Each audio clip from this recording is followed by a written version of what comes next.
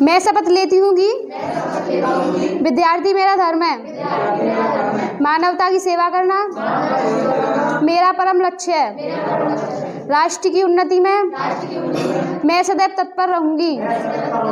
अपने कर्तव्य मार्ग पर आगे बढ़ते हुए एक स्वच्छ, सुंदर तथा भ्रष्टाचार मुक्त भारत का निर्माण करूंगी। जय हिंद।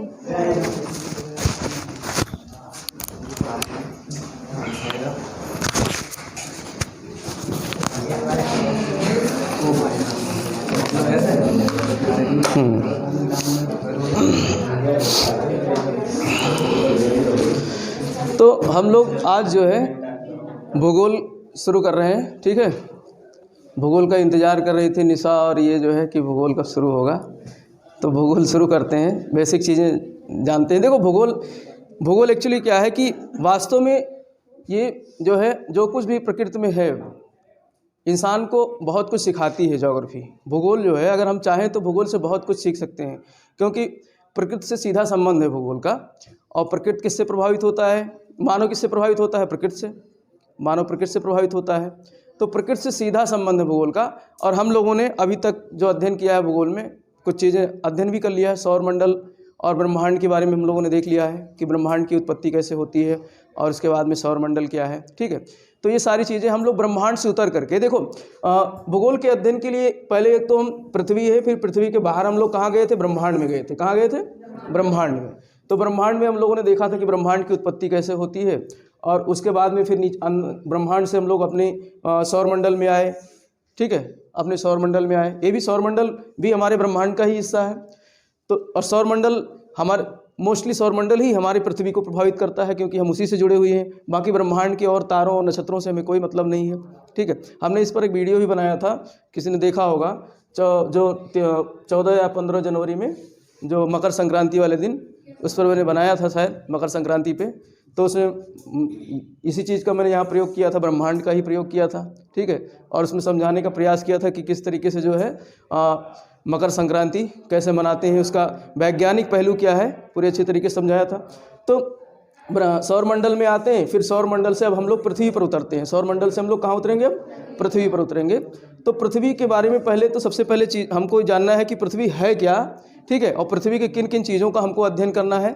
तो पृथ्वी पर सबसे महत्वपूर्ण चीज़ें हैं अक्षांश और देशांतर रेखाएं। अक्षांश और देशांतर रेखाएं। अब देखो हमारी पृथ्वी जो ग्लोब है, ग्लोब ये हमारी पृथ्वी का वास्तविक स्वरूप है। पृथ्वी का वास्तविक स्वरूप है। पूरी पृथ्वी को अगर समझना है तो ग्लोब को समझना जरूरी है। ठीक है, कुछ इसी तरीके से हमारी पृथ्वी भी है, इसीलिए जो है ग्लोब की रचना की गई है। एक जर्मन विद्वान थे, उन्होंने ग्लोब को सबसे पहले इन्वेंट किया था, बनाया था। ठीक है, अब देखो ग्लोब अगर हम देखें तो इसमें कुछ झुकावट दिखाई दे रही है, लेकिन जो इस तरीके से जो पृथ्वी का स्वरूप बना दिया गया है ग्लोब को, हालांकि ऐसे है नहीं पृथ्वी वास्तव में, लेकिन इस पर जो है जो ये नक्शा बनाया गया है पूरे विश्व का। ठीक है, तो ये पूरा विश्व कुछ इसी तरीके से हमारी पृथ्वी पर भी है। अगर हम आज के समय में तो पूरी वैज्ञानिक जो है उपकरण है हमारे पास, सैटेलाइट्स हैं, उनके माध्यम से हम जो है इमेजेंस ले लेते हैं, पूरा 3D इमेजेंस आ जाते हैं सैटेलाइट के माध्यम से। तो ये कहीं ना कहीं जो ग्लोब है हमारा, हमारी पृथ्वी का वास्तविक स्वरूप दर्शाता है। अब हमारी पृथ्वी वास्तव में गोल इस तरीके से नहीं है। जो पृथ्वी है हमारी वो जियोइड आकार की है। किस आकार की है? जियोइड आकार की है। जियोइड आकार की है। जियोइड का मतलब होता है गोलाभ। जियोइड का मतलब होता है गोलाभ। गोलाभ अर्थात गोले की भांति। गोलाभ का मतलब होता है गोले की भांति। पूरी तरीके से गोला नहीं है हमारी पृथ्वी, पूरी तरीके से गोला नहीं है, बल्कि गोले की भांति है। किस तरीके से? जैसे कहीं पर जो है ऊंचे ऊंचे पर्वत हैं, तो कहीं पर गहरी गहरी खाइयाँ हैं, और कुछ इस तरीके से अगर हम बनाएं ऊंचे ऊंचे पर्वत और गहरी गहरी खाइयों को, तो हमारी पृथ्वी कुछ इस तरीके से ऐसे बनेगी, कुछ इस तरीके से बनेगी। ठीक है, अब ये जो गहरी गहरी खाइयाँ हैं, इनमें क्या भरा हुआ है? पानी भरा हुआ है। और अगर इसको हम ये वाला गड्ढा इसको बराबर कर दें, यहाँ से उठा के यहाँ पाट दें, ठीक है, और ये वाला ऊंचा भाग उठा करके यहाँ पाट दें, ये वाला ऊंचा भाग उठाकर यहाँ पाट दें, तो ये क्या हो जाएगा? सर्किल हो जाएगा। ये सर्किल हो जाएगा कि नहीं हो जाएगा? तो ये क्या है? वास्तव में ये औसत है। सर्किल क्या है? औसत है किसका? जो हमारे पृथ्वी पर ऊंचे उठे हुए भाग हैं या जो पृथ्वी के गड्ढे हैं, उन सबका हम लोग औसत निकालते हैं। तो पृथ्वी हमारी, हम लोग इमेजिन कर लेते हैं कि पृथ्वी हमारी इस तरीके से ग्लोब की भांति है। लेकिन वास्तव में पृथ्वी कैसी है? जियोइड है। कैसी है? जियोइड है, गोलाब है। ठीक है, ये एक अद्भुत संरचना है। जैसे यहाँ पर मान लेते हैं ये सबसे ऊंचा ये माउंट एवरेस्ट है, ठीक है, जो कि 8,848 मीटर ऊंचा है, लगभग 9 किलोमीटर ऊंचा है। और सबसे गहराई की बात करें तो मैरियाना खाई है। सबसे गहरा ट्रेंच कौन सा? लगभग 11 किलोमीटर, लगभग 11 किलोमीटर, 1122 मीटर इतना है। 1122 मीटर के करीब में जो है 11,022 मीटर, लगभग 11 किलोमीटर जो है क्या है? मैरियाना खाई है। ठीक है, तो ये इसीलिए ये क्या है? जियोइड है पृथ्वी हमारी। तो प्रश्न आता है पृथ्वी का जो वास्तविक स्वरूप है वो किस भांति है? जियोइड के तरीके से, गोलाब की भांति है। जियोइड के तरीके से गोलाब की बात है, यानी गोले के तरीके से है, गोला नहीं है। गोलाब का मतलब गोले की भांति है, ना कि वो पूरा गोला है। ठीक, तो ये पृथ्वी हमारी जियोइड है और इसका हम वास्तविक प्रदर्शन ग्लोब के माध्यम से करते हैं। ग्लोब के माध्यम से हम वास्तविक प्रदर्शन करते हैं। और एटलस क्या है एक्चुअली? जो एटलस है ये क्या है एक्चुअली? ये किताब होती है जिसमें मानचित्र का संकलन किया जाता है। मानचित्र का संकलन किया जाता है, उसको क्या बोलते हैं? एटलस बोलते हैं। अब इसका नाम एटलस क्यों पड़ा? देखो, एटलस ग्रीक भाषा में एक देवता है। एटलस ग्रीक भाषा में एक देवता है। और चूँकि बहुत सारी खोज जो आधुनिक समय में हुई हैं वो सब कहाँ से संबंधित है?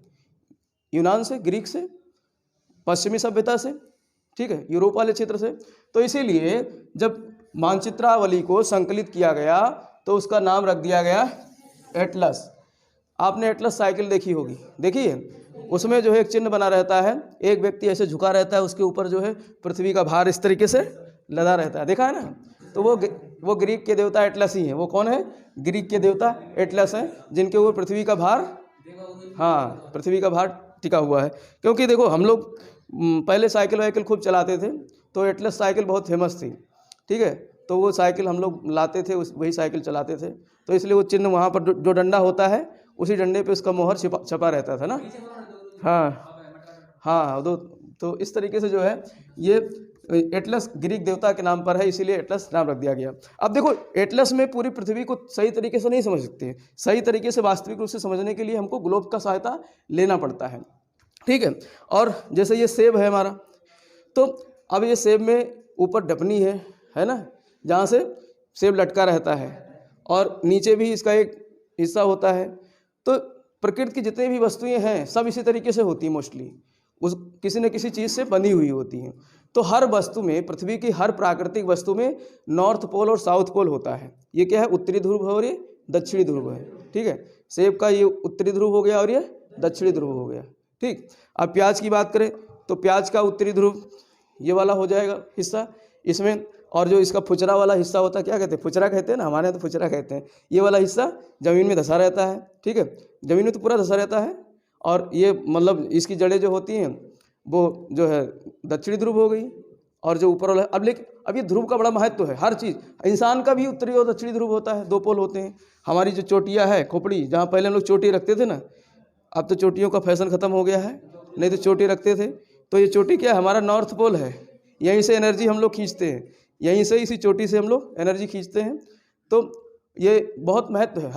हर वस्तु, हर चीज़ों का नॉर्थ और साउथ पोल होता है। तो इसी तरीके से हमारी पृथ्वी का भी नॉर्थ पोल है और साउथ पोल है। ठीक, हाँ, यहाँ से मतलब अब चुम्बक की भांति पृथ्वी काम करती है, क्योंकि हमारी पृथ्वी के अंदर जो है धातुएं हैं, लौह धातु है बहुत ज़्यादा मात्रा में, फेरस है। तो इसकी वजह से ये चुम्बक की भांति हमारी पृथ्वी कार्य करती है। और इसके अलावा जो है, और देखो, कोई भी चीज़ हमारी पृथ्वी पर जो है वो स्थिर नहीं है। कोई भी ऑब्जेक्ट जो हमारी पृथ्वी के ब्रह्मांड के जितने भी जो है पिंड हैं, वो सब क्या है? उनकी दो जो है गतियाँ हैं, अपने अक्ष पर घूमती हैं और साथ में वो चक्कर भी लगाती हैं। जैसे हम इस कैमरे को मान लें, मोबाइल को सूर्य मान लें, और ये पृथ्वी हमारी है, तो इस तरीके से ऐसे चक्कर लगाती है ना, इस तरीके से चक्कर लगाती है। और हमारी जो पृथ्वी है ये क्या है कि झुकी हुई है। अपने अक्ष पर 23.5 डिग्री। आप सुनते आ रहे होगे कि 23.5 डिग्री झुकी है, कैसे झुकी है, तो अभी समझ में आ जाएगा। देखो हमारी पृथ्वी 23.5 डिग्री इस तरीके से झुकी हुई है। ये तो हमारी पृथ्वी है, ठीक है, ये हमारी पृथ्वी है और ये इसका क्या है, एक्सिस है। ये क्या है, एक्सिस है। जैसे ये हम ग्लोब है, अब ग्लोब का जो ऊपर वाला हिस्सा यहाँ से लगाया गया है और नीचे वाला हिस्सा यहाँ से लगाया गया, तो ये क्या है, इसका एक्सिस है। ये क्या है, एक्सिस है। ग्लोब का ये क्या है, एक्सिस है। तो इसी तरीके से ये पृथ्वी का क्या है, एक्सिस है। अब इस एक्सिस पर यहाँ पर ये इसका क्या हो गया, तल हो गया। यहाँ पर क्या हो गया, तल हो गया। ये तल है और ये एक्सिस है। तो इस एक्सिस पर अगर हम यहाँ पर चांदा लेकर मापें तो 23.5 डिग्री ये आएगा। ये आएगा कितना, 23.5 डिग्री। 23.5 डिग्री। तो इतना अपने अक्ष पर हमारी पृथ्वी 23.5 डिग्री झुकी हुई है। और अगर यहाँ तल पर से हम चांदा लगाएंगे, तल पर से चांदा लगाएंगे तो ये कोण कितना बनेगा भाई, ये 90 डिग्री का पूरा कोण बन रहा है ना। एक बॉक्स कितने डिग्री का बन रहा है, 90 डिग्री का। तो 90 में से 23.5 घटाओगे तो कितना बचेगा, 66.5 बचेगा। तो जो तल, अब यहाँ पर दो बात निकल करके आती। तल के सहारे हमारी पृथ्वी कितनी झुकी हुई है, 66.5। तल के सहारे हमारी पृथ्वी कितनी झुकी है, 66.5। और अक्ष पर, ये जो अक्ष बताया है मैंने, एक्सिस बताया है, इस एक्सिस के सहारे पृथ्वी हमारी कितनी झुकी है, 23.5 डिग्री।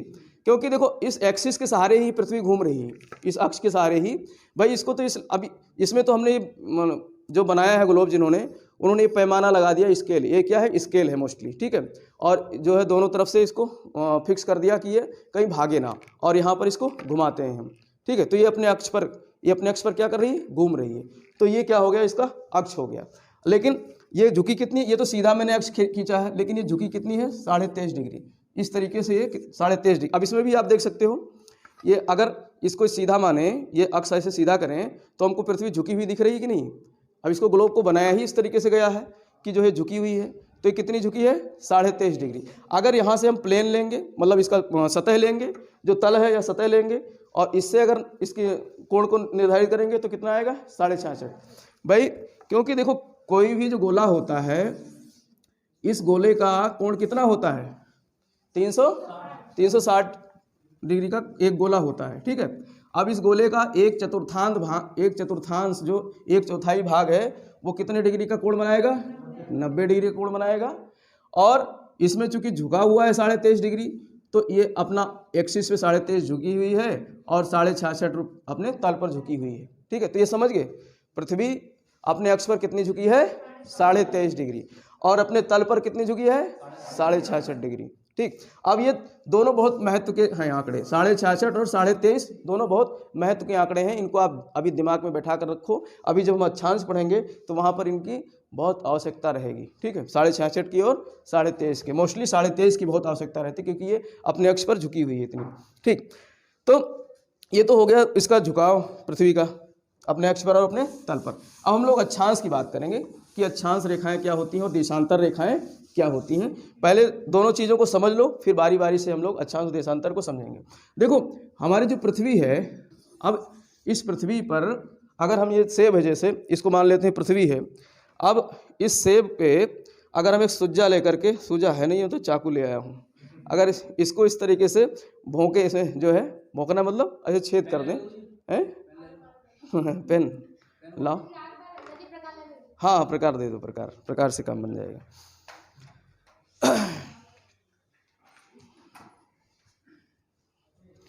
तो अब इसको तुम पृथ्वी मान लो, इसको क्या मान लो, पृथ्वी। अब इस पृथ्वी में अगर हम इस तरीके से सुज्जा लेकर के भोंक दिए, इधर निकल गया है इसका, तो ये जहाँ से गुजरा है बीचों बीच से, ये इसका क्या हो जाएगा, केंद्र हो जाएगा। क्या हो जाएगा, केंद्र हो जाएगा, ठीक है। और तो ये हमने पृथ्वी पर ऐसे सुजा लेकर के भोंक दिया, बिल्कुल इसी तरीके से। ये देख लो भैया, तुम लोग भी देख लो। तो इस तरीके से हमने जो है सुजा लेकर के इसमें भोंक दिया। अब जो है, अभी हमको क्या मिल गया, इसका आधार मिल गया। क्या मिल गया, आधार मिल गया। अब यहाँ पर हम चांदा रख लेंगे, यहाँ पर चांदा रख लेंगे और कोण बनाना शुरू कर देंगे। चांदा रख लेंगे और कोण बनाना शुरू कर लेंगे। तो यहाँ पर मान लेते हैं 1 डिग्री का कोण बनाया, और यहाँ पर इधर भी 1 डिग्री का कोण बनाया, ठीक है। और इस तरीके से यहाँ पर मान लेते हैं हमने 10 डिग्री का कोण बनाया, यहाँ भी 10 डिग्री का कोण बनाया। तो इस तरीके से पूरी पृथ्वी पर अब यहाँ से समझो, ये हमने यहाँ से सोचा डाला और इधर निकल गया हमको, ठीक है। तो इसका एक क्या मिल गया, सतह मिल गया, एक हमको तल मिल गया। अब उस तल पे हमने जो है क्या रखना शुरू किया, जो चांदा रखना शुरू किया। और चांदा रखेंगे तो हम हर डिग्री पे एक कोण बनाते चले जाएंगे, चारों तरफ इसके कोण बनाते चले जाएंगे। तो हमको एक पॉइंट मिल जाएगा कि नहीं मिल जाएगा, पॉइंट मिल जाएगा, 1 डिग्री का पॉइंट मिल जाएगा कि नहीं मिल जाएगा। तो उस 1 डिग्री के पॉइंट पर हम क्या करेंगे, एक सर्किल खींच देंगे, एक सर्किल खींच देंगे। तो वही सर्किल जो सभी जितने अंश हमको मिलेंगे इस पृथ्वी पर, इस सतह के सहारे, मतलब इस जो अंदर ये सुजा गया हुआ है, तो इसके सहारे जितने भी कोण बनेंगे, यहाँ तक 90 डिग्री का कोण बनेगा, ठीक है। तो इतना हम हर पॉइंट पे क्या करेंगे, एक रेखा खींचते चले जाएंगे इनको मिलाते हुए। जैसे 10 डिग्री यहाँ है, 10 डिग्री यहाँ है, तो इसको यहाँ से मिला देंगे इस तरीके से। तो ये सारी रेखाएं जो खींच जाएंगी, इनको क्या कहते हैं, अक्षांश रेखा। इसको क्या कहते हैं, अक्षांश रेखा। तो अक्षांश रेखा की परिभाषा आप क्या करोगे कि जो पृथ्वी का केंद्र है, पृथ्वी का जो केंद्र है, केंद्र क्या है, ये है केंद्रीय भाग, जो पृथ्वी के केंद्रीय भाग है, यहाँ से अगर हम सतह पर कोण बनाएं, सतह पर अर्थात इसके ऊपर सरफेस पे, ठीक है, इसके केंद्र से सतह पर हम कोण बनाएं और उन कोणों को मिला करके एक रेखा खींच दें, तो वो क्या बन जाता है, अक्षांश बन जाता है। क्या बन जाता है, अक्षांश बन जाता है, ठीक है। तो ये अक्षांश वास्तव में क्या है कि जो है पृथ्वी के केंद्र से सतह के ऊपर खींची गई कोणीय दूरी, सतह के ऊपर खींची गई क्या है, कोणीय दूरी, कोण भी कहते हैं इसको, ठीक है, कोण ही तो बनाते हैं हम लोग। तो कोणीय दूरी ही क्या है, ये अक्षांश रेखाएं हैं। अब ये अक्षांश रेखाएं अंग्रेजी में क्या कहते हैं, लैटिट्यूड। अंग्रेजी में क्या कहते हैं, लैटिट्यूड। और लैटिट्यूड में शब्द बनता है लेटना। देखो लेटना टाइप का शब्द बनना है ना, याद करने का तरीका बता रहे हैं। लेट मतलब लेटा हुआ, लेट मतलब लेटा हुआ। और ये पृथ्वी पर लेटी हुई रेखाएं हैं, इस तरीके से लेटी है ना, इस तरीके से लेटी हैं। तो अब इसमें चाहे इधर जो है क्या है, पश्चिम है, इधर क्या है, पूर्व है, इधर ईस्ट है, इधर वेस्ट है। तो पूरब से पश्चिम कह लो या पश्चिम से पूरब कह लो, पूरब से पश्चिम या पश्चिम से पूरब की तरफ जो रेखाएं बनती हैं पृथ्वी पर, ग्लोब पर, वो क्या कहलाती हैं, अक्षांश रेखाएं, ठीक है। ये तो साधारण भाषा में समझने की बात हो गई कि पूरब से पश्चिम या पश्चिम से पूरब की तरफ खींची हुई रेखाएं क्या कहलाती हैं, अक्षांश। अब इसमें सब इस तरीके से सारी रेखाएं ऐसे पृथ्वी पर खींच दी गई हैं। अगर हम धागा लेकर इनको बांधना शुरू करें ऐसे ऐसे, तो एक घूमते घूमते सबसे ऊपर आ जाएंगे, यहाँ पर आ जाएंगे। तो यहाँ पर हमको एक बिंदु मिल जाएगा, यहाँ पर एक हमको क्या मिल जाएगा, बिंदु। भाई यहाँ पर 90 डिग्री का कोण बनेगा कि नहीं बनेगा, यहाँ पर 90 डिग्री का कोण बनेगा। तो इस 90 डिग्री का कोण जो बनेगा, वहाँ पर तो कोई सर्किल बनेगा ही नहीं, वहाँ पर तो कोई रेखा बनेगी नहीं। तो यहाँ पर क्या मिलेगा, हमको बिंदु मिलेगा, यहाँ पर हमको बिंदु मिलेगा जो 90 डिग्री का होगा, ठीक है। उत्तर में होगा तो उस बिंदु को क्या कहेंगे, उत्तरी ध्रुव। दक्षिण में वो बिंदु बनेगा तो हम यहाँ दक्षिण में क्या कहेंगे, दक्षिणी ध्रुव। तो ध्रुव एक्चुअली क्या है, कोई रेखा नहीं है। ध्रुव क्या है, एक्चुअली कोई रेखा नहीं। कितने डिग्री पर, 90 डिग्री पर। 90 डिग्री पृथ्वी के हमारे कौन से बिंदु है, उत्तर में उत्तरी ध्रुव और दक्षिण में दक्षिणी ध्रुव। तो ये रेखा नहीं, ठीक है। तो इस तरीके से अभी हम यहाँ पर जो रेखाएं खींचते जाएंगे, तो ये रेखाएं जीरो से लेकर के, अब ये भी तो एक रेखा है भाई, हमने इसके सहारे जो एक इसके ऊपर एक सर्किल ड्रा करेंगे, इस केंद्र के सहारे इसके ऊपर, तो एक सबसे बड़ी लंबी रेखा मिलेगी, ठीक है। इसके ऊपर जाएंगे क्योंकि ये ऊपर नीचे क्या है, कर्व होता जा रहा है। तो ऊपर जाएंगे तो इसकी दूरी, मतलब ऊपर जो रस्सी से बांधेंगे वो रस्सी छोटी होती जाएगी, नीचे जाएंगे तो वो रस्सी भी छोटी होती जाएगी। लेकिन बीचों बीच से अगर रस्सी से बांधेंगे तो ये बड़ी रस्सी होगी। तो जो बीचों बीच वाली रस्सी से हमने पृथ्वी को बांधा है, जो बीचों बीच वाली है, इसको हमने क्या मान लिया है, 0 डिग्री। क्या मान लिया है, 0 डिग्री। 0 डिग्री की ये क्या है, अक्षांश रेखा है। तो सबसे बड़ी वाली अक्षांश रेखा कौन सी होगी, 0 डिग्री की होगी सबसे बड़ी वाली। भाई अगर हम इसको रस्सी से लपेट दें, धागे से लपेट दें, तो सबसे बड़ा हमको कहाँ मिलेगा, पृथ्वी पर। ये बीचों बीच वाले में मिलेगा जो 0 डिग्री है, ठीक। अब ये जो है, अब ऐसा नहीं कि ग्लोब पे ये खींच दिया गया है तो पृथ्वी पर जो है भगवान ने खींच दिया होगा। ऐसा नहीं है कि भगवान ने जो है पृथ्वी पर इस तरीके से अक्षांश रेखाएं खींच दी है, वो कुछ नहीं खींचा। चाहे उसने तो पृथ्वी की उत्पत्ति कर दी और पृथ्वी पर जो है मानव और पेड़ पौधे जीव जंतुओं सब बना दिया और लोग रह रहे हैं। लेकिन यहाँ पर हम इसलिए खींचते हैं, ये काल्पनिक रेखाएं हैं। एक्चुअली क्या है, काल्पनिक, हमारी कल्पना की जो है उत्पत्ति है, हमारी कल्पना की ये क्या है, उत्पत्ति है, हमारे दिमाग की कल्पना की उत्पत्ति है। तो ये काल्पनिक रेखाएं हैं, तो पृथ्वी पर खींची गई पूर्व से पश्चिम की दिशा की तरफ लेटी हुई जो है रेखाएं क्या है? काल्पनिक रेखाएं जो अक्षांश रेखाएं हैं। और अक्षांश रेखाएं 0 डिग्री से लेकर के उत्तर में 90 डिग्री तक जाती हैं और इसी प्रकार से दक्षिण में 90 डिग्री तक आती हैं। अगर इनको अब जोड़ें तो कितना होगा? अब इसमें अक्षांश और अक्षांश रेखाएं दो चीज़ हो गए, क्योंकि जो बिंदु मिला 90 डिग्री ये रेखा नहीं, ये क्या रेखा नहीं, 90 डिग्री रेखा नहीं। तो अगर इनको जोड़ें तो 90 डिग्री उत्तर वाली और प्लस 90 डिग्री दक्षिण वाली और 0 डिग्री की भी प्लस 0 डिग्री भी तो एक रेखा है, तो कितना हो जाएगा? 180, लेकिन 181 सॉरी 181, 90 90 180 और 0 डिग्री भी एक जोड़ेंगे तो 181 हो जाएगा। तो 181 क्या हो जाएगा हमारा? अक्षांश, रेखा नहीं, मैं सिर्फ अक्षांश की बात कर रहा हूँ, सिर्फ अक्षांश की बात कर रहा हूँ। 181 क्या हो जाएंगे? अक्षांश। अगर रेखाओं की बात करें, भाई ये तो बिंदु है 90 डिग्री और 90 डिग्री दक्षिण, 90 डिग्री उत्तर और 90 डिग्री दक्षिण, दो क्या है? पॉइंट हैं, केवल क्या है? बिंदु है, रेखा नहीं है। तो इन दोनों को हम घटा देंगे कि नहीं घटा देंगे? 181 में से दोनों को घटा देंगे तो कितना बचेगा? 179, 179 बचेगा। तो इस पृथ्वी पर 179 क्या है? अक्षांश रेखाएं हैं। 179 अक्षांश रेखाएं हैं और अक्षांश कितने हैं कुल? 181। ये प्रश्न आता है, लोग कंफ्यूज रहते हैं, ये प्रश्न आता है टिक लगाने के लिए कि पृथ्वी पर वो पूछ लेगा अक्षांश कितनी है या अक्षांश रेखाएं कितनी हैं। तो कुछ लोग 180 मानते हैं कि अक्षांश रेखाएं कितनी हैं? 180। तो अक्षांश रेखाएं 180 नहीं है, अक्षांश रेखाएं कितनी हैं? 179 हैं, क्योंकि 90 डिग्री उत्तर और 90 डिग्री दक्षिण ये क्या है? रेखा नहीं है, ये क्या है? पॉइंट है, बिंदु है। तो और 0 डिग्री भी एक रेखा है, यही तो ओरिजिन है, यही तो मुख्य रेखा है जिसके आधार पर सारी रेखाओं को खींचा गया है। और ये सब जो है समानांतर पे खींची गई हैं। समानांतर मतलब 1 डिग्री पे खींचा गया है, फिर 2 डिग्री पे, फिर 3 डिग्री पे, तभी तो 90 डिग्री तक पहुँचे। तो एक समान अंतर पर खींचा गया है। अगर आधे डिग्री खींचा गया होगा तो भी जो है आधे डिग्री का अंतर हो जाएगा। तो इस समान अंतर पे खींचा जाता है, इसीलिए इस रेखा को क्या कहते हैं? समानांतर रेखा। क्या कहते हैं? समानांतर रेखा। तो अक्षांश रेखा को ही समानांतर रेखा कहते हैं, अंग्रेजी में कहते हैं पैरेलल। समानांतर को अंग्रेजी में क्या कहते हैं? पैरेलल। ठीक है। तो लैटिट्यूड का दूसरा नाम क्या है? पैरेलल। लैटिट्यूड का दूसरा नाम क्या है? पैरेलल, या फिर जो है समानांतर रेखाएं, या फिर पैरेलल लाइंस। क्योंकि ये पैरेलल में खींची जाती हैं। ये किसके पैरेलल में? 0 डिग्री के, 0 डिग्री के पैरेलल में, चाहे इस तरफ खींचते जाओ चाहे इस तरफ खींचते जाओ, तो 0 डिग्री के पैरेलल में ये खींची जाती हैं। इसीलिए इसको क्या कहते हैं? समानांतर रेखाएं या पैरेलल लाइंस या समानांतर रेखाएं कहते हैं। ठीक। तो ये इस तरीके से ये अक्षांश रेखाएं हो गई। अब देशांतर रेखाएं क्या होती हैं? अब इसके बाद में हम लोग महत्वपूर्ण अक्षांश रेखाओं का अध्ययन करेंगे। देखो, देशांतर रेखाएं जो होती हैं ये कुछ इस तरीके से खींची जाती हैं पृथ्वी पर। ये हमारा जो है हमारी पृथ्वी है, ये हमारी पृथ्वी है। अब इस पृथ्वी पर नॉर्थ से साउथ, नॉर्थ पोल, हमको पोल मिल गया, हमको क्या मिल गया? पोल मिल गया, नॉर्थ पोल और साउथ पोल। भाई इस शेप का नॉर्थ पोल जो है जहाँ इसकी ढपनी थी, जहाँ से लटक रहा था, और साउथ पोल जहाँ इसका जो है निचला हिस्सा था, ये साउथ पोल था। ठीक है। तो ऐसे हमारी पृथ्वी का नॉर्थ पोल ऊपर वाला हो गया और साउथ पोल नीचे वाला हो गया। तो दिशा निर्धारण जब किया जाता है तो पृथ्वी में, ग्लोब में, जो ऊपर वाला हिस्सा क्या कहलाता है? उत्तर, और नीचे वाला हिस्सा क्या कहलाता है? दक्षिण। ठीक है। अब हम ऐसे खड़े हो जाएं, ठीक है, ग्लोब के पीछे ऐसे खड़े हो जाएं। अब हाथ ऐसे कर लें, अब हमारे सर के ऊपर क्या है? उत्तर दिशा है।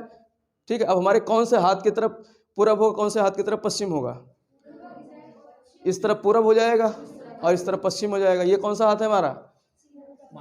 बायां हाथ है। ठीक है। अगर ग्लोब हमारे पीछे है, पृथ्वी हमारे पीछे है, तो हमारे बाएं हाथ पे क्या होगा? पूरब हो जाएगा और दाएं हाथ पे पश्चिम हो जाएगा। लेकिन अगर उस तरफ से तुम देख रहे हो, इस तरफ से ऐसे हम खड़ा कर ऐसे करें तो फिर कौन से हाथ पे आएगा पूरब?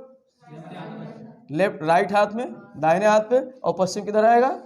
लेफ्ट हाथ। तो यहाँ पर एक प्रश्न बनता है कि उत्तर दिशा की तरफ अगर मुंह करके खड़े हो जाएं, उत्तर दिशा मान लेते हैं इधर है ना, तो उत्तर दिशा की तरफ मुंह करके खड़े हो जाएं तो हमारे दाहिने हाथ पे कौन सी दिशा होगी?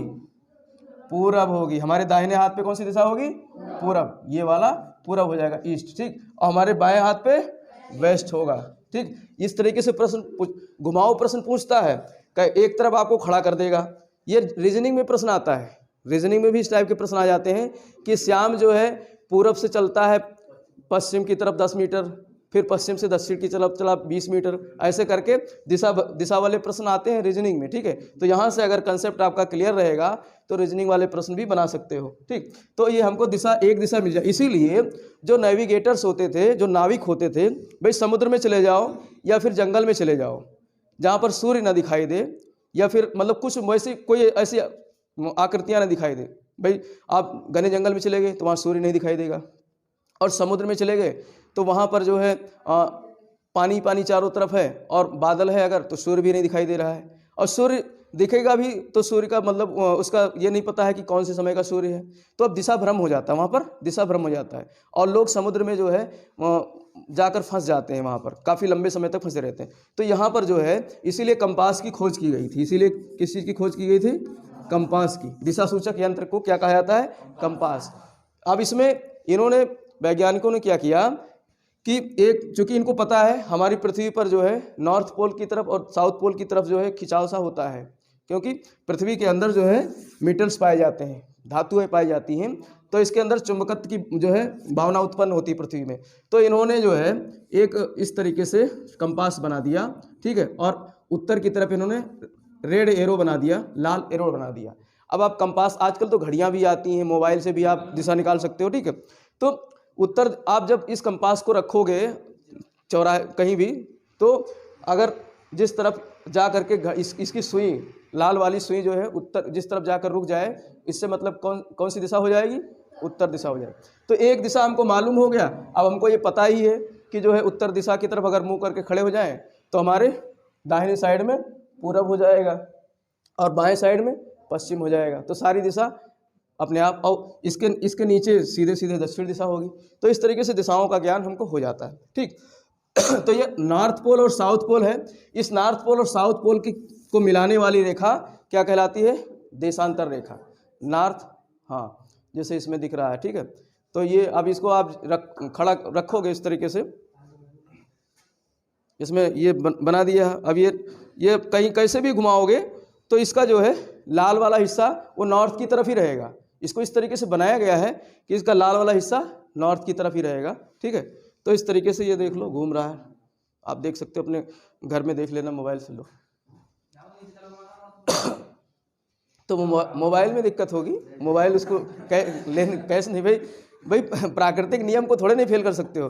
प्राकृतिक नियम के आधार पर मोबाइल को बनाया गया है, तो मोबाइल में गड़बड़ी हो सकती है लेकिन पृथ्वी में गड़बड़ी नहीं हो सकती। अगर पृथ्वी में गड़बड़ी हो जाएगी तो उसी दिन सब कुछ खत्म हो जाएगा। ठीक है, पृथ्वी में गड़बड़ी नहीं हो सकती। तो देशांतर रेखाएं क्या हैं? उत्तर और दक्षिण ध्रुव को मिलाने वाली रेखाएं हैं, उत्तरी और दक्षिणी ध्रुव को मिलाने वाली रेखाएं हैं। अब इसमें एक ही रेखा तो बनेगी नहीं, उत्तरी दक्षिणी ध्रुव को इस तरीके से मिलाते जाएंगे, यहाँ से ये। ठीक, एक रेखा तो हमने ऐसे सीधा ले लिया, सीधा तो कुछ भी नहीं बनेगा, सब गोला ही बनेंगे ऐसे। ठीक, तो ये सब रेखाएं क्या होती हैं? देशांतर। इस ग्लोब पर इस तरीके से उत्तरी ध्रुव को दक्षिणी ध्रुव से मिलाने वाली रेखा चारों तरफ इस तरीके से क्या बन जाती है? देशांतर रेखा। तो देशांतर रेखा एक्चुअली क्या है? नॉर्थ पोल को साउथ पोल से मिलाने वाली रेखा क्या होती है? देशांतर। अब इधर पे चाकू रखो, चाहे ऐसे काटो चाहे ऐसे काटो, सब तरफ से बराबर मिलेगा कि नहीं? तो देशांतर रेखाएं, सभी देशांतर रेखाएं पृथ्वी को बराबर भागों में बांटती हैं। हाँ, सभी देशांतर रेखाएं पृथ्वी को बराबर भागों में बांटती हैं। लेकिन अक्षांश रेखा के साथ ये नहीं था। अक्षांश रेखा में कौन सी रेखा पृथ्वी को बराबर भागों में बांट रही थी? सिर्फ 0 डिग्री वाली, सिर्फ 0 डिग्री वाली। तो लगभग सभी देशांतर रेखाएं जो अक्षांश रेखा है इसके बराबर होती हैं, अक्षांश रेखा के लगभग बराबर होती है। अब इन अक्षांश रेखाओं के बीच, जो एक अक्षांश रेखा से दूसरे अक्षांश रेखा के बीच की जो दूरी है वो लगभग 111 किलोमीटर। यहाँ से भी प्रश्न आता है, एक अक्षांश से दूसरे अक्षांश के बीच की जो दूरी है वो कितनी होती है? 111 किलोमीटर। अब ये सभी इस तरीके से सभी अक्षांशों के बीच होगी। लेकिन यहाँ पर क्या देख रहे हो? यहाँ पर दूरी क्या बराबर है? भाई यहाँ पर तो एक हमको क्या मिल गया? अक्षांश रेखा। यहाँ पर हमको एक अक्षांश रेखा मिल गया, लेकिन अक्षांश रेखा पर दो देशांतरों के बीच सर्वाधिक दूरी दिखाई दे रही है ना। और उसके बाद जैसे जैसे वो 0 डिग्री अक्षांश रेखा से, अर्थात विषुवत रेखा से या भूमध्य रेखा से, चूंकि ये पृथ्वी को दो बराबर भागों में बांटती है 0 डिग्री का अक्षांश रेखा, इसीलिए इसको क्या कहते हैं? भूमध्य रेखा। इसको इसीलिए क्या कहते हैं? भूमध्य रेखा। इसीलिए इसको भूमध्य रेखा कहते हैं। 0 डिग्री की रेखा को भूमध्य रेखा भी कहते हैं। 0 डिग्री की अक्षांश रेखा को भूमध्य रेखा क्यों कहते हैं? क्योंकि पृथ्वी को दो बराबर भागों में बांटती। इसकी अंग्रेजी होती है इक्वेटर। इसकी अंग्रेजी क्या होती है? इक्वेटर। और इक्वेटर किससे बना है? इक्वल शब्द से। किससे बना है? इक्वल शब्द से। ठीक है, इक्वल शब्द दिख रहा है इसमें, तो इक्वल मतलब बराबर, दो बराबर भागों में पृथ्वी को बांटती है, इसलिए ये भूमध्य रेखा या इक्वेटर कहलाती है। ठीक, और भूगोल की भाषा में इसको इक्वेटर के साथ साथ में विषुवत रेखा भी कहते हैं। इसको विषुवत रेखा भी कहते हैं। 0 डिग्री अक्षांश रेखा को विषुवत रेखा भी कहते हैं, क्योंकि यहाँ पर जो जलवायु पाई जाती है वो विषुवतीय प्रकार की पाई जाती है। तो ये तो इसकी विशेषता हो गई। हम यहाँ से यहाँ खिसक गए थे। तो अब यहाँ पर जो देशांतर रेखा है, दो देशांतर रेखाओं के बीच में सबसे अधिक दूरी कहाँ पाई जाती है? विषुवत रेखा के पास। सबसे अधिक दूरी कहाँ पाई जाएगी? विषुवत रेखा। अब विषुवत रेखा से जैसे जैसे चाहे उत्तर जाओगे चाहे दक्षिण में जाओगे, दो देशांतर रेखाओं के बीच दूरी क्या होती जाएगी? कम होती जाएगी। अब यहाँ पर जो सर्वाधिक दूरी पाई जाती है वो 111.32 किलोमीटर। ठीक है, 111.32। तो दोनों में लगभग बराबर है। देशांतर रेखाओं अक्षांश रेखाओं के बीच दूरी, इसमें तो लगभग सभी अक्षांश रेखाओं के बीच की दूरी 111 किलोमीटर होती है, लेकिन यहाँ पर दो देशांतरों के बीच की दूरी सर्वाधिक कहाँ रहती है? विषुवत रेखा के पास, भूमध्य रेखा के पास। भाई यही तो हमारी भूमध्य रेखा है, और एक देशांतर रेखा ये है, एक देशांतर रेखा ये है, तो सर्वाधिक दूरी हमको यही तो दिख रही है दोनों के बीच में। ठीक, तो प्रश्न आता है कि देशांतर रेखा पर सर्वाधिक दूरी कहाँ पाई जाती है? दो देशांतरों के बीच, भूमध्य रेखा या विषुवत रेखा के बीच। और जैसे जैसे नॉर्थ पोल की तरफ जाते हैं या साउथ पोल की तरफ जाते हैं, वैसे वैसे दूरी कम होती जाती है। और जब यहाँ पर आ जाएंगे, चूँकि इसको इस तरीके से, अब इसको इस तरीके से समझो, ये नॉर्थ पोल है। ठीक है, अब यहीं से तो सारी रेखाएं खींची गई हैं, तो यहाँ पर आकर के दूरी क्या हो जाएगी? कम नहीं, 0 हो जाएगी। भाई इस पॉइंट से ही तो सारी रेखाएं खींची गई हैं। हाँ, उत्तरी ध्रुव और दक्षिणी ध्रुव। अब उत्तरी ध्रुव पर देशांतर रेखाओं की बीच की दूरी खत्म हो जाएंगी। सब रेखाएं एक दूसरे के ऊपर चढ़ रही हैं ना। एक अब यहाँ रस्सी लेकर ऐसे ऐसे बनाते जाएं, ऐसे ऐसे, तो फिर सारी रेखाएं उत्तर और दक्षिण में एक दूसरे के ऊपर मिलेंगी कि नहीं मिलेंगी? तो वहाँ पर दूरी क्या हो जाएगी? 0 हो जाएगी, शून्य हो जाएगी। तो प्रश्न आता है कि दो देशांतर रेखाओं के बीच जो दूरी है शून्य कहाँ होगी? नॉर्थ पोल और साउथ पोल पर। नॉर्थ पोल और साउथ पोल पर दो देशांतर रेखाओं के बीच की दूरी शून्य हो जाती है। ठीक, तो देशांतर रेखा एक्चुअली क्या है? ये उत्तर और दक्षिण ध्रुवों को मिलाने वाली काल्पनिक रेखाएं हैं। उत्तर और दक्षिण ध्रुवों को मिलाने वाली काल्पनिक रेखाएं, ये भी काल्पनिक हैं, पृथ्वी पर कहीं नहीं है, ग्लोब पर खींच दिया गया है, तो ये काल्पनिक रेखाएं हैं। और इसको अंग्रेजी में कहते हैं लॉन्गिट्यूड। इसको अंग्रेजी में क्या कहते हैं? लॉन्गिट्यूड। ठीक, और लॉन्गिट्यूड कहते हैं, तो ये लॉन्गिट्यूड लंबा शब्द से बना है। लॉन्ग मतलब लंबा। ठीक, और लंबा से हम एक शब्द बना लेते हैं लंबवत। लंबा से हम एक शब्द बना लेते हैं लंबवत। तो पृथ्वी पर लंबवत खींची गई, लंबवत ही तो है, ये खड़ी हुई रेखाएं, ये क्या है? लंबवत है। तो पृथ्वी पर लंबवत खींची गई रेखाएं क्या हैं? देशांतर रेखाएं हैं। ठीक है, पृथ्वी पर लंबवत खींची गई रेखाएं क्या हैं? देशांतर रेखाएं हैं। तो इस तरीके से ये दो रेखाएं क्यों बनाया जाता है? अक्षांश देशांतर रेखाएं पृथ्वी पर क्यों खींची जाती हैं? इसके पीछे भी कारण होगा। अब जैसे ये प्याज है हमारा, ठीक, अब इस प्याज को हम लोग सलाद के रूप में काटते हैं कि नहीं काटते हैं?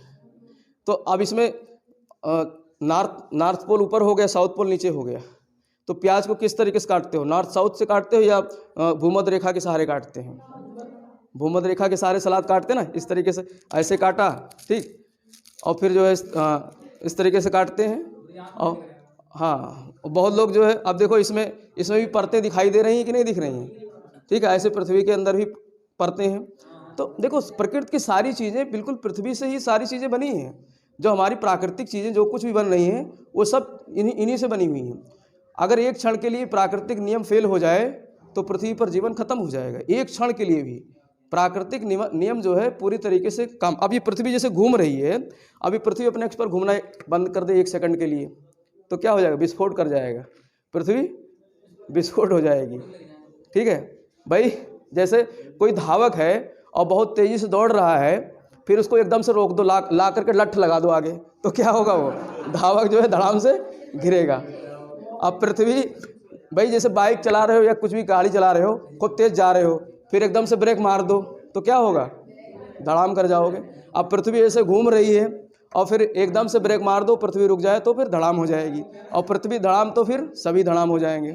ठीक है, तो इसलिए जो भौतिक नियम है पृथ्वी के वो सब शाश्वत हैं, वो सब शाश्वत हैं, इसीलिए जीवन यहाँ पर संभव है, नहीं तो जीवन संभव नहीं था। अब ब्रह्मांड के सारे पिंड घूम रहे हैं, ब्रह्मांड की ये तो तय हो गया है कि ब्रह्मांडीय पिंड जो है सभी घूम रहे हैं, अपने अक्ष पर घूम रहे हैं और चक्कर भी लगा रहे हैं किसी न किसी उसका। जैसे हमारा सूर्य है वो किसका, सौरमंडल का चक्कर लगा रहा है, मतलब सौरमंडल का, हमारा सूर्य अपने परिवार के साथ अपनी गैलेक्सी का चक्कर लगा रहा है, अपनी गैलेक्सी का।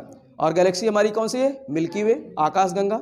आकाशगंगा में असंख्य तारे हैं और उन असंख्य तारे सब आकाशगंगा का चक्कर लगा रहे हैं। और चक्कर किसका लगा रहे हैं, आकाशगंगा में जो सेंटर में है वहाँ पर ब्लैक होल है, यहाँ पर क्या है, ब्लैक होल है। और इस ब्लैक होल में बहुत ज़्यादा गुरुत्वाकर्षण होता है, ब्लैक होल में जो है गुरुत्वाकर्षण बहुत ज़्यादा होता है। अगर सूर्य भी मतलब यहाँ पे कोई रोशनी भी पहुँचे तो उसको भी लील जाता है, रोशनी भी उसे खा लेता है, मतलब खींच लेता है रोशनी को भी, तो वहाँ पर रोशनी भी खत्म हो जाती है, इतना ज़्यादा भयंकर गुरुत्वाकर्षण होता है। तो इसी गुरुत्वाकर्षण के सहारे सभी पिंड क्या कर रहे हैं, घूम रहे हैं, चक्कर लगा रहे हैं जो है ब्लैक होल का। ठीक, ये सब हमने बता दिया था कि ब्लैक होल कैसे बनता है, सारा हमने बता दिया था सोलर सिस्टम में, तो यहाँ पर हम नहीं चर्चा करेंगे उसकी।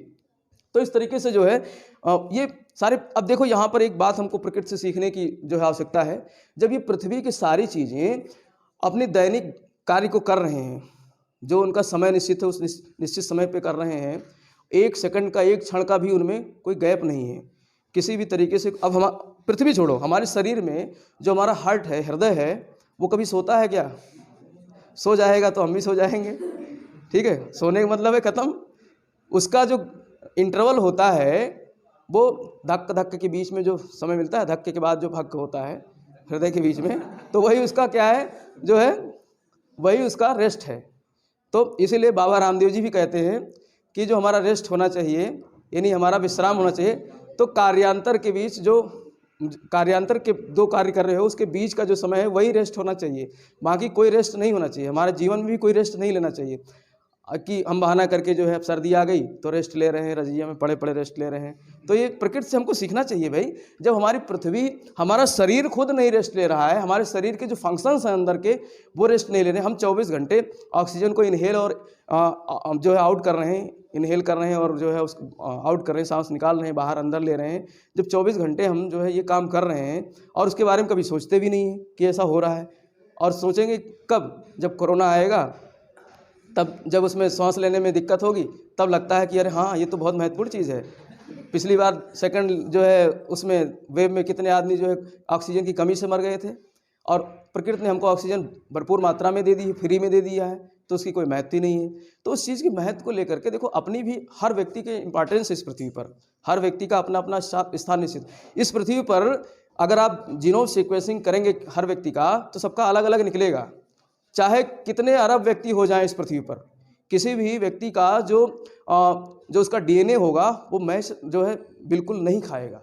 ठीक है, तभी तो किसी जैसे कोई अपराधी है, उसका बाल मिल गया, नाखून मिल गया, तो उसके आधार पे हम पता लगा लेते हैं कि यही व्यक्ति जो है दोषी है, क्योंकि वो बाल की जो संरचना है, डीएनए संरचना है, वो दूसरे से मेल नहीं खाएगी।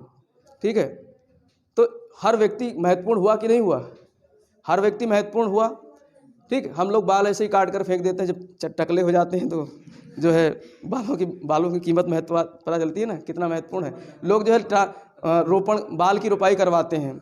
हमारे एक दो मित्र हैं जो गंजे हो गए थे, अब अच्छे खासे नौकरी पैसे कमा रहे हैं, तो उन्होंने दे करके जो है 50,000, 60, 1 लाख, 1.5 लाख रुपए देकर रोपाई करवा ली।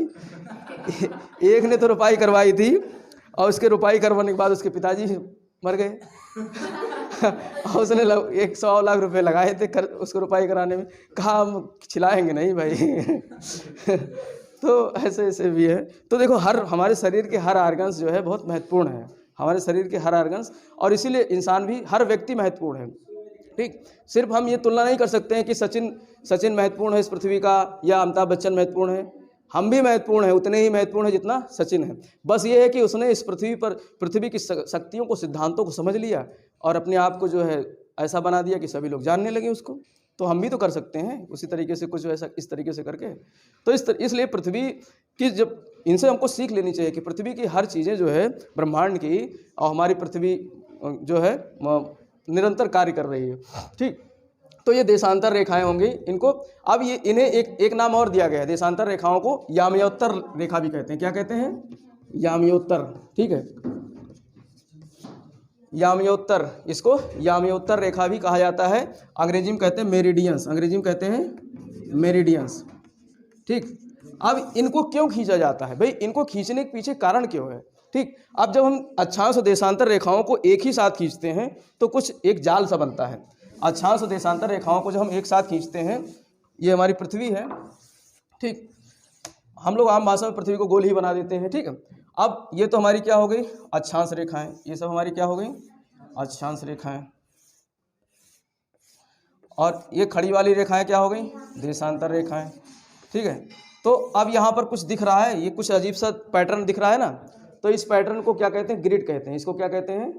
ग्रिड कहते हैं। ग्रिड मतलब जाल, जाल सा बन गया ना, जो मच्छरदानी वाला जाल होता है वही उसी टाइप का तो बन गया ये। ठीक है, तो इसीलिए इसको क्या कहते हैं? जाल। अब जाल क्यों बिछाया गया है पृथ्वी पर? इमेजिन करके बिछाया गया है। क्यों बिछाया गया है? और भाई पृथ्वी पर तो खींचे नहीं, हम ग्लोब पर खींचते हैं या फिर एटलस की जो नक्शे हैं, एटलस में जो मानचित्र हैं उस पर खींचते हैं।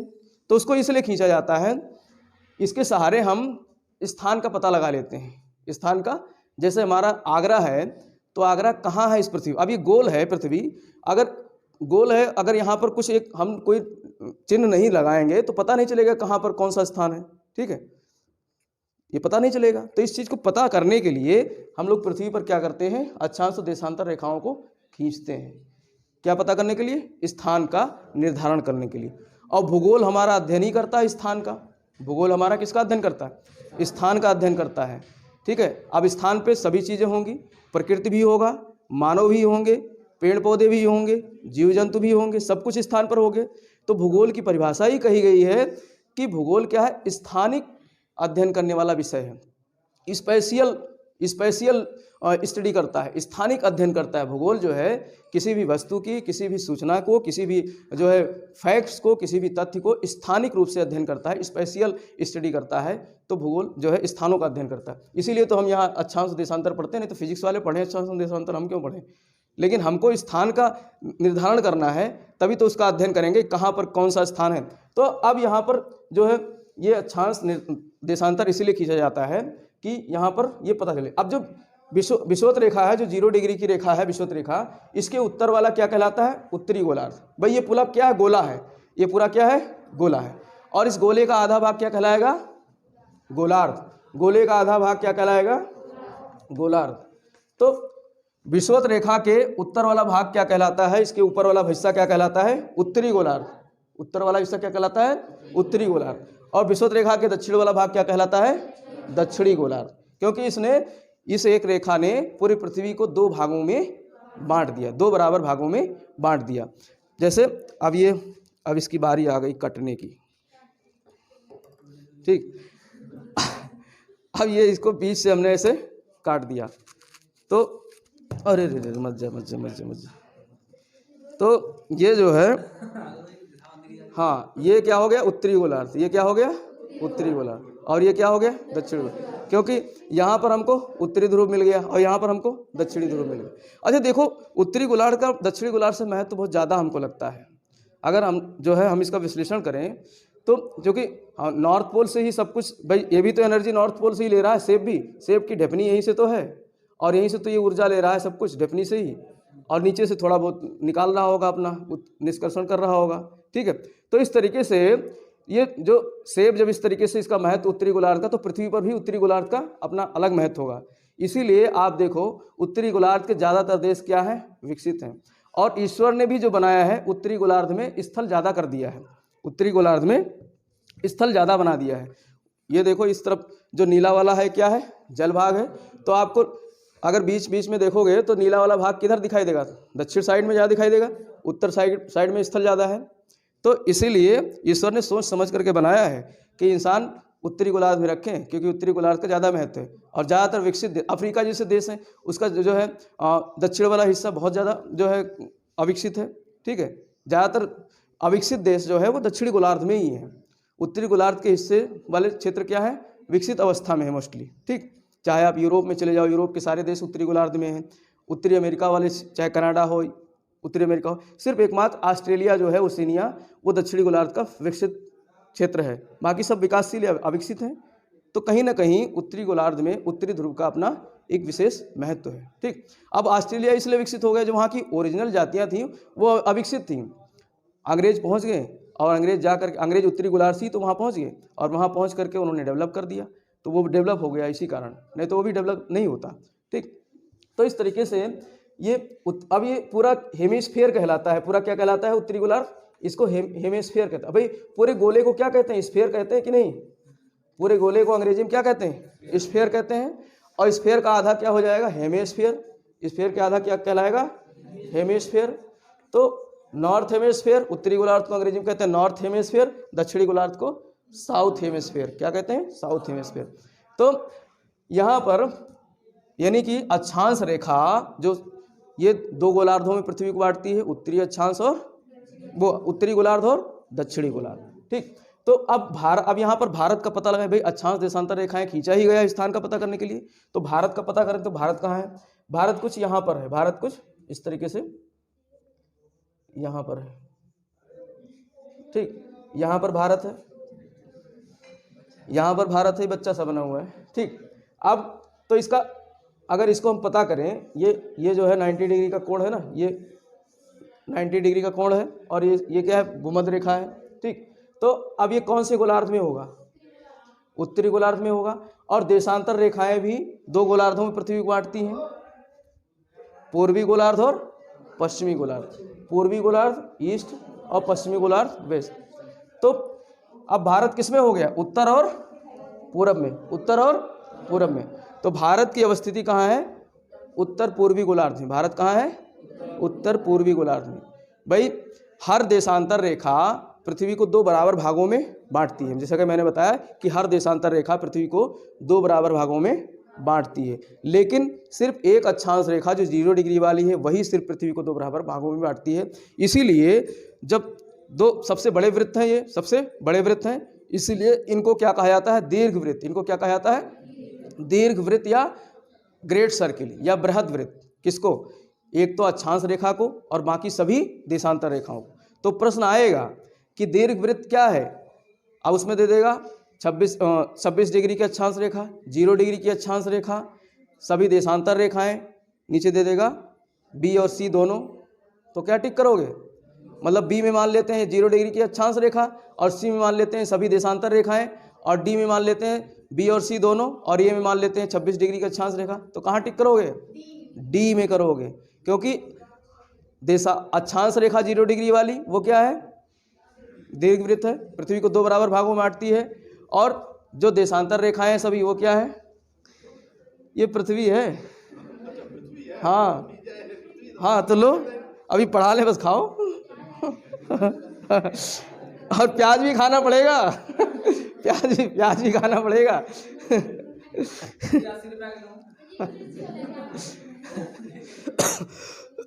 तो इस तरीके से हमारा भारत कहाँ पर है? उत्तर और पूर्वी गोलार्ध में है। उत्तर और पूर्वी। तो इसका महत्व तो समझ गए। देशांतर और अक्षांश रेखाओं क्यों खींचते हैं? स्थान का पता करने के लिए, पृथ्वी पर कौन सा स्थान कहाँ है, रहलई कहाँ है। तो इसका आप जो है नेट पे जाना, सर्च मारना, लॉन्गिट्यूड और लैटिट्यूड कौन कौन सा निकल आएगा, बिल्कुल जो है किस लैटिट्यूड किस लॉन्गिट्यूड पर रहलई स्थित है आ जाएगा। ठीक है, तो इस तरीके से जो है अक्षांश देशांतर रेखाओं, लेकिन सिर्फ अक्षांश देशांतर रेखाओं तक ही नहीं, मतलब सिर्फ स्थान का निर्धारण करने के लिए अक्षांश देशांतर रेखाएं नहीं पढ़ते हैं, ये बहुत कुछ जो है पृथ्वी पर बहुत सारी चीज़ों को निर्धारित करती हैं। अब बारी बारी से हम लोग एक एक चीज़ों का अध्ययन करेंगे।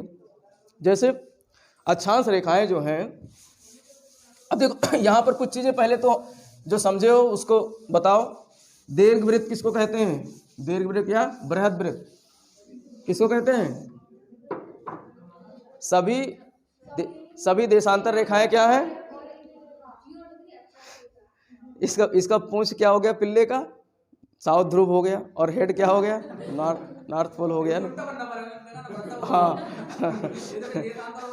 भाई इंसान इस पृथ्वी का सबसे जो है समझदार प्राणी था, तो उसने उत्तरी ध्रुव को खड़ा कर लिया, दक्षिणी ध्रुव को नीचे कर लिया। लेकिन जानवर अभी भी जो है वो पैरेलल में चलते हैं, उनका ध्रुव वो उन्होंने अपने नॉर्थ पोल का इस्तेमाल नहीं किया और इंसानों ने अपने नॉर्थ पोल का इस्तेमाल करना सीख लिया, तो उस हिसाब से वो खड़े हो गए। तो हाँ, मेरिडियंस या याम्योत्तर किसको कहते हैं? मेरिडियंस या याम्योत्तर किसको कहते हैं? देशांतर रेखाओं को मेरिडियंस भी कहते हैं कि नहीं कहते हैं? ठीक है। समानांतर रेखाएं किसको कहते हैं?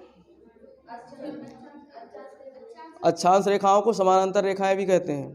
ठीक, दो चीज़ और थोड़ा इसमें दो अक्षांश रेखाओं के बीच की दूरी जो होती है, दो अक्षांश रेखाओं के बीच के जो क्षेत्र होते हैं, दूरी कितना होता है? 111 किलोमीटर। और लेकिन जो दो अक्षांश के बीच का जो क्षेत्र होता है क्या कहलाता है? कटिबंध। क्या कहलाता है? कटिबंध, या फिर इसको जोन कहते हैं। इसको क्या कहते हैं? जोन कहते हैं, कटिबंध या जोन। और इसका बड़ा महत्व है। और इसी प्रकार से दो देशांतर रेखाओं के बीच का जो क्षेत्र होता है, ये इसके बीच का जो क्षेत्र होता है वो क्या कहलाता है? गोरे। क्या कहलाता है? गोरे। गोरे, गोरी से याद कर लो, गोरे। ठीक है, गोरी, गोरी तेरा गाँव बड़ा प्यारा। तो अंग्रेजी में गोरी लिखते भी हैं। ठीक, तो इस तरीके से गोरे क्या है? दो देशांतर रेखाओं के बीच की दूरी। गोरे क्या है? दो देशांतर रेखाओं के बीच की दूरी क्या है? दूरी नहीं, क्षेत्र। दो देशांतर रेखाओं के बीच का क्षेत्र क्या कहलाता है? गोरे।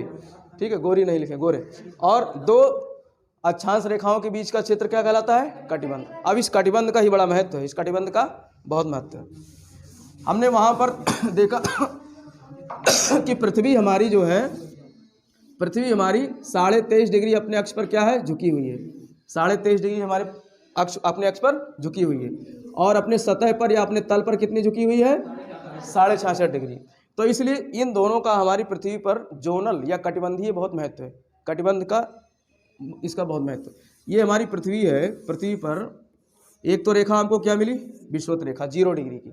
0 डिग्री की रेखा क्या कहते हैं? विषुवत। और एक उत्तर में 23.5 डिग्री की एक रेखा है, उत्तर में 23.5 डिग्री की एक रेखा है, और दक्षिण में 23.5 डिग्री की एक रेखा है। दक्षिण में, इसको साउथ लिख देते हैं, इसको हम नॉर्थ लिख देते हैं। ठीक, इसको कहाँ से लिया गया है? यहीं से लेकर के बनाया गया है। ये इमेजिनरी रेखा है जैसा कि बताया। और 66.5 डिग्री उत्तर में एक रेखा है, 66.5 डिग्री की उत्तर में एक रेखा है, और 66.5 डिग्री की दक्षिण में। अब इनका कुछ नाम भी रखा गया है, इनका कुछ नाम भी रखा गया और इनका बहुत महत्व है। जो 0 डिग्री वाली रेखा, इसका तो दो नाम हमने बता दिए, भूमध्य रेखा और विषुवत रेखा। ठीक है, भूमध्य रेखा या विषुवत रेखा। और 23.5 डिग्री की उत्तरी अक्षांश वाली रेखा को क्या कहते हैं? कर्क रेखा। Tropic of cancer, tropic of cancer कहते हैं। कैंसर, जो कैंसर रोग होता है, इसीलिए वो रोग यहाँ नहीं हो रहा है, कर्क रोग नहीं हो रहा है भाई। कैंसर को कर्क रोग भी कहते हैं, कैंसर रोग को हिंदी में कर्क रोग भी कहते हैं। तो उसी नाम पर इसका जो है, उस नाम पर नहीं, वो कुछ अलग बीमारी है। ठीक है, लेकिन ट्रॉपिक ऑफ कैंसर क्या है? कर्क रेखा, जो 23.5 डिग्री उत्तरी अक्षांश में है। 23.5 डिग्री उत्तरी अक्षांश की रेखा को क्या बोलते हैं? कर्क रेखा। क्या बोलते हैं? कर्क रेखा। और भारत के 8 राज्यों से ये गुजरती है। भारत हमारा, भारत के लगभग बीचों बीच से कौन सी रेखा गुजरती है? कर्क रेखा गुजरती है। 8 राज्यों से गुजरती है। मित्र पर गमछा झार, ये इसका फार्मूला है, मैंने बताया है तुम लोग। ठीक, तो हाँ, वो पढ़ाएंगे, जब भारत पढ़ाएंगे तो सब बता देंगे। ठीक, ये कर्क रेखा है। और उत्तर में एक सागर है, उत्तर में एक महासागर है जिसको आर्कटिक महासागर कहते हैं। क्या कहते हैं? आर्कटिक महासागर। तो उस आर्कटिक महासागर के नाम पर 66.5 डिग्री वाली रेखा को क्या कहा जाता है? आर्कटिक वृत्त। क्या कहा जाता है? आर्कटिक वृत्त। आर्कटिक वृत्त, वृत्त मतलब ये पूरा वृत्त सर्किल है, तो आर्कटिक वृत्त किसको कहा गया है? 66.5 डिग्री उत्तर वाले को। और यहाँ पर एक बिंदु है जिसको क्या कहा गया है? 90 डिग्री। और ये बिंदु क्या कहलाता है? North pole. ये क्या कहलाता है? North pole. ठीक, इसी प्रकार से दक्षिण में जो 23.5 डिग्री की अक्षांश रेखा है उसको क्या कहते हैं? मकर रेखा। क्या कहते हैं? मकर रेखा। मकर रेखा अर्थात tropic of Capricorn, tropic of Capricorn, मकर रेखा। और 66.5 डिग्री की दक्षिणी अक्षांश रेखा को क्या कहते हैं? दक्षिण भारत में, दक्षिणी अक्षांश में, वो दक्षिणी गोलार्ध में एक महाद्वीप है जिसका नाम है अंटार्कटिक महाद्वीप। क्या नाम है? अंटार्कटिक महाद्वीप। और इसीलिए इस अक्षांश रेखा को क्या कहते हैं? अंटार्कटिक वृत्त। क्या कहते हैं? अंटार्कटिक वृत्त। अंटार्कटिक वृत्त क्या कहते हैं? अंटार्कटिक वृत्त। और इसके एक नाम और है, ये उत्तर में है और ये ध्रुव के पास में है, ध्रुव को चारों तरफ से घेरे हुए है भाई, ध्रुव उत्तरी ध्रुव ये है और इसको चारों तरफ से 66.5 डिग्री ने बांध रखा है इस तरीके से। तो इसीलिए ये ध्रुवीय क्षेत्र में है लेकिन पूरा ध्रुवीय नहीं है, तो इसको बोलते हैं उत्तरी उपध्रुवीय वृत्त। क्या बोलते हैं? उत्तरी उपध्रुवीय वृत्त। उत्तरी उपध्रुवीय वृत्त किसको बोलते हैं? आर्कटिक वृत्त को। आर्कटिक वृत्त का दूसरा नाम क्या है? उत्तरी उपध्रुवीय वृत्त। और अंटार्कटिक वृत्त का दूसरा नाम क्या है? दक्षिणी उपध्रुवीय वृत्त। दक्षिणी उपध्रुवीय वृत्त किसका नाम है? अंटार्कटिक। ये दक्षिण में इसलिए दक्षिणी। तो ये कुछ महत्वपूर्ण जो है, अब इनकी विशेषताएं हम लोग समझ लेते हैं। विषुवत रेखा की क्या विशेषता है? विषुवत रेखा पर सूर्य 2 बार लंबवत चमकता है। चमकता तो है लेकिन 2 बार लंबवत चमकता है, क्योंकि 2 बार विषुवत रेखा को सूर्य क्रॉस करता है। जो हमारा सूर्य है वो सिर्फ जो है कर्क और मकर रेखाओं तक ही पहुंचता है सीधे रूप में। सीधे रूप में सूर्य हमारा कर्क और मकर रेखाओं के बीच ही रहता है। कर्क और मकर रेखाओं, ये कर्क रेखा है यहाँ तक जाएगा और ये विषुवत रेखा है और यहाँ मकर। अब देखो जब सूर्य जो है मकर रेखा पर है तो ये जाते समय किसको क्रॉस करेगा? विषुवत रेखा को। और सूर्य कर्क रेखा पर है तो ये आते समय किसको क्रॉस करेगा? विषुवत रेखा को। तो 2 बार पहुंचेगा कि नहीं? एक बार जाते समय, एक बार आते समय। अभी जो 22 दिसंबर का समय था, 22 दिसंबर पीछे बीत गए 1 महीने पहले, 22 दिसंबर को सूर्य कहाँ पर था? मकर रेखा पर। 22 दिसंबर को सूर्य मकर रेखा पर था। तो मकर रेखा जिन जिन देशों से गुजर रही थी वहाँ पर उस दिन 12 घंटे के दिन और 12 घंटे की रात रही होगी, बराबर हुआ होगा, दिन रात बराबर रहा होगा 22 दिसंबर को कि मकर रेखा पर। कहाँ? मकर रेखा पर। ठीक। और इसके बाद सूर्य ने यहीं से पलटा मार दिया, उत्तरायण होना शुरू हो गया। सूर्य जब यहाँ से पलटा मारता है, मकर रेखा से उत्तर की तरफ चलता है, ये उत्तर जा रहा है ना, तो क्या बोलते हैं? सूर्य का उत्तरायण। और सूर्य का उत्तरायण हम लोग किस रूप में मनाते हैं? अभी मनाया है 14 तारीख को मकर संक्रांति के रूप में। ठीक है, हाँ, मंगोड़े खाए गरम गरम, तो मकर संक्रांति के रूप में मनाते हैं। और सूर्य भाई, सूर्य जब तक दक्षिणी गोलार्ध में था तो हम लोग सिकुड़े हुए थे ठंडी में। ठीक है, हम ही नहीं सिकुड़े हुए थे, हमारे जानवर भी सिकुड़े हुए थे, हमारे अनाज फसल भी सिकुड़े हुए थे, सब सिकुड़े हुए थे। और सबको ऊर्जा मिलना शुरू हो गया जब सूर्य ने उत्तरायण होना शुरू किया। और यहीं से दिन हमारे बड़े होने शुरू हो जाते हैं। 22 दिसंबर के बाद से ही दिन क्या होने शुरू हो जाते हैं? बड़े। तो 22 दिसंबर को बड़ा दिन भी इसीलिए कहा जाता है वो। हाँ, मतलब 22 दिसंबर से लेकर 25 दिसंबर तक, 25 दिसंबर तक थोड़ा इस रेखा, चूंकि इस रेखा पर एक ही दिन नहीं रहता है, लेकिन 22 दिसंबर के बाद से बड़े होने शुरू हो जाते हैं। 22 दिसंबर वो आखिरी तारीख है जिस तारीख को सूर्य जो है उत्तरायण होना शुरू हो जाता है। और 25 दिसंबर जो है उस दिन बड़े दिन नहीं होते हैं, मतलब बड़ा दिन पृथ्वी का नहीं, हमारे भारत का बड़ा दिन नहीं होता है। भारत का बड़ा दिन तो 21 जून को होगा। कब होगा? 21 जून को। 21 जून को सूर्य हमारे मतलब कर्क रेखा पर लंबवत चमकता है। 21 जून को सूर्य हमारे कर्क रेखा पर लंबवत चमकता है। तो बड़ा दिन तो तब होगा ना। बड़ा दिन यहाँ पर इसलिए कह दिया गया है कि इस दिन बड़े होने लगते हैं। कहते हैं तिल तिल करके दिन बढ़ता है, तिल तिल करके, यानी कि रातें छोटी होने लगती हैं, दिन बड़े होने लगते हैं। लेकिन 21 जून को बड़े दिन होते हैं भारत में, क्योंकि 21 जून को भारत में क्या है? सूर्य पूरी अपने लंबवत चमकता है। ठीक। और यहाँ पर जब क्रॉस करेगा, जब इधर से जाते समय, तो इसको मार्च मिलेगा। मार्च के समय में 21 मार्च को ये जो है सूर्य कहाँ से गुजरेगा? भूमध्य रेखा से। सूर्य कहाँ से गुजरेगा? भूमध्य रेखा से। 21 मार्च, अभी मार्च आने वाला है, तब 21 मार्च का दिन आएगा, तारीख जो आएगी उस तारीख को सूर्य विषुवत रेखा पर पहुँचेगा। और 21 मार्च के बाद फिर किधर जाएगा? कर्क रेखा की तरफ। और 21 जून को कर्क रेखा के पास आकर के फिर से वो दक्षिण की तरफ चलना शुरू कर देगा। ठीक। तो इसलिए अब 21 जून एक विशेष दिन भी है हमारे भारत में। भारत का अंतर्राष्ट्रीय दिन भी मनाया गया है। 21 जून को योगा दिवस के रूप में मनाते हैं कि नहीं? ठीक है, तो 21 जून वाला तारीख आप ऐसे याद रख सकते हो कि 21 जून को हम लोग अंतर्राष्ट्रीय योगा दिवस भी मनाते हैं। ठीक। अब यहाँ से वापस आते समय 23 सितंबर की तारीख जो होगी, 23 सितंबर वाली तारीख को सूर्य कहाँ पहुँच जाएगा? विषुवत रेखा पर। सूर्य विषुवत रेखा पर 23 सितंबर। तो 2 तारीख हमको मिल गए, 21 मार्च और 23 सितंबर। तो 2 तारीख में सूर्य कहाँ पर रहता है? भूमध्य रेखा पर या विषुवत रेखा पर रहता है। और 22 दिसंबर को मकर रेखा पर, 21 जून को कर्क रेखा पर। ठीक है, तो ये याद होना चाहिए। अब देखो, अब सूर्य जब यहाँ पहुँचेगा, अब ऐसा नहीं सूर्य सूर्य नहीं कुछ कर रहा है, सूर्य तो अपने परिवार के साथ पूरे गैलेक्सी का चक्कर लगा रहा है, लेकिन ये पृथ्वी सूर्य का चक्कर लगा रही है, इस तरीके से चक्कर लगा रही है ऐसे पृथ्वी इस तरीके से, ठीक है। तो जब चक्कर ऐसे लगा रही है तो इसका जो है, इसकी ऐसी जो है वो बन जाती व्यवस्था कि सूर्य जो है कुछ समय तक उत्तरी गोलार्ध में दिखाई देता है और कुछ समय तक लगभग 6 महीने दक्षिणी गोलार्ध में दिखाई देता है। सूर्य चक्कर लगाता ही नहीं पृथ्वी का। पहले लोग कंफ्यूज हो गए थे कि सूर्य चक्कर लगाती पृथ्वी का, पहले के वैज्ञानिक जो है, लेकिन वास्तव में सूर्य नहीं लगाता है। भाई बड़ा पिंड वो तो शेर है, सूर्य क्या है, शेर है, शेर थोड़े नहीं बकरी चक्कर लगाएगी। हमारी पृथ्वी तो मेमना है, बकरी है, तो बकरी चक्कर शेर थोड़े नहीं लगाएगा, बकरी को लगाना पड़ेगा शेर का चक्कर, ठीक।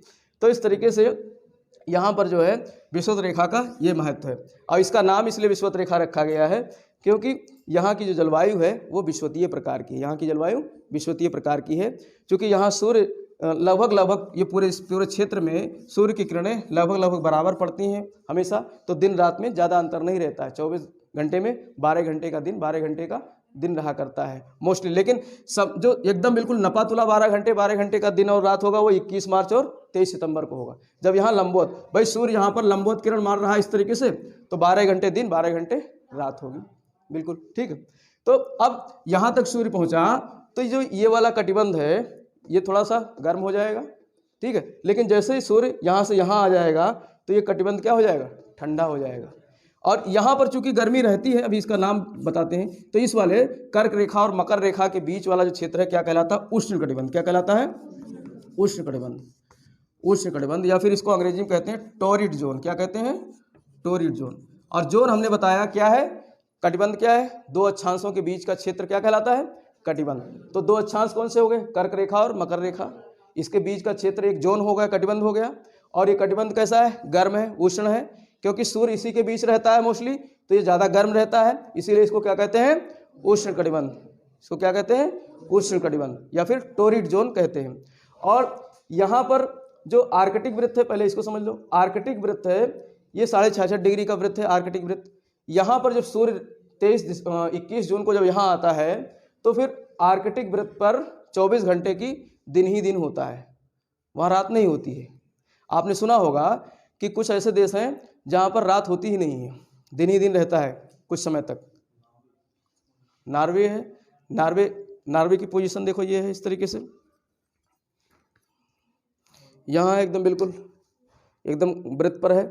अब ये मान लेते हैं सूर्य जो है यहाँ चला गया, सूर्य की किरण यहाँ आ रही है, सूर्य तो नहीं गया लेकिन पृथ्वी ने उसका चक्कर लगा करके अब सूर्य यहाँ हो गया, तो सूर्य की किरण सीधे यहीं तक तो आएगी, यहाँ तक नहीं जाएगी। जब तक सूर्य उत्तरी गोलार्ध में नहीं आएगा तब तक जो है नॉर्वे और इसके ऊपर वाले हिस्से में क्या रहेगा, अंधेरा छाया रहेगा, ठीक। वहाँ दिन होते हैं मतलब, लेकिन जैसे हमारे यहाँ शाम वाली और सुबह वाली स्थिति होती है ना, एकदम बिल्कुल भोर वाली, जो सूर्य से उदय से बहुत पहले, जब ऐसे 5 बजे का समय जो है मान सकते हो, इस टाइप की स्थिति रहती है वहाँ पर। तो कैसे लोग वहाँ पर रहते होंगे, सोच लो। अगर दिन और रात ना हो इस पृथ्वी पर तो जीवन संभव है कि, हाँ, अगर दिन ही दिन रहे, कुछ लोग कहते हैं दिन होते तो काम ज़्यादा कर लेते, और पृथ्वी पर दिन ही दिन रहे, रात ना हो तो कितना आनंद आएगा, बहुत आनंद आएगा, नहीं आनंद आएगा। तो दिन रात का होना भी बहुत ज़रूरी है।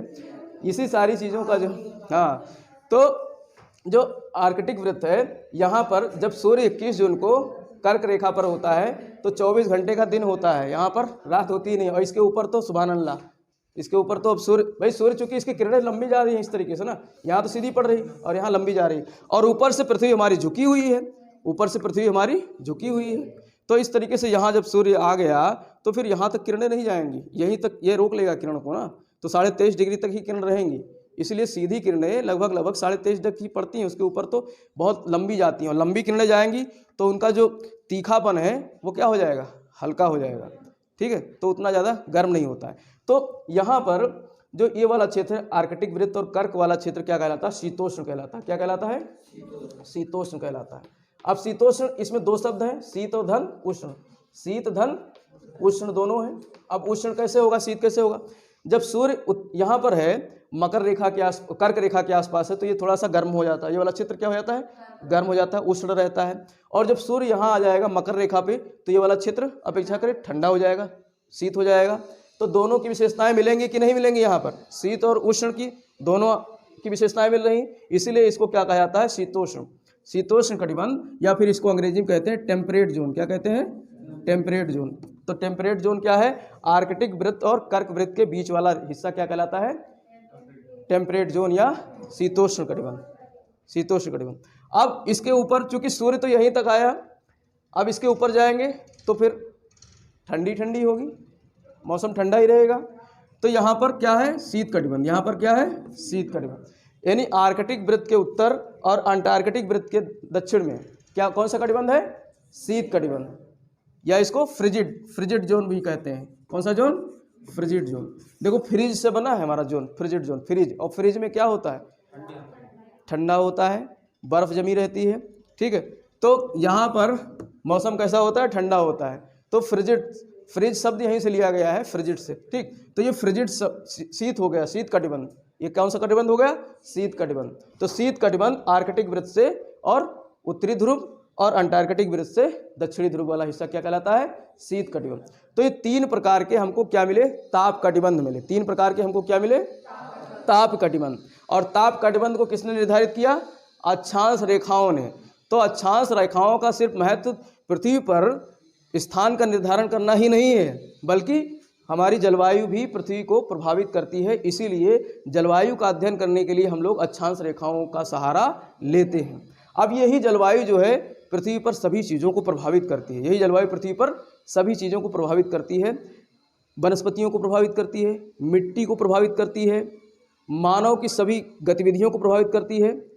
तो कहीं ना कहीं उसके आधार पे तमाम जोन बन जाते हैं। मृदा का जोन बन जाता है। मृदा के जोन का जब हम अध्ययन करते हैं तो इसी के आधार पर करते हैं, कटिबंधों के आधार पर। मेरा तो नहीं बज रहा है, अच्छा इसको मैंने तो उसमें फ्लाइट में लगा रखा है। तो मृदा कटिबंध का अध्ययन करते हैं, वनस्पतियों का अध्ययन करते हैं इसी तरीके से। और ये सारी चीज़ें किससे प्रभावित होती हैं? ताप से। किससे? ताप कटिबंधों से प्रभावित होती हैं।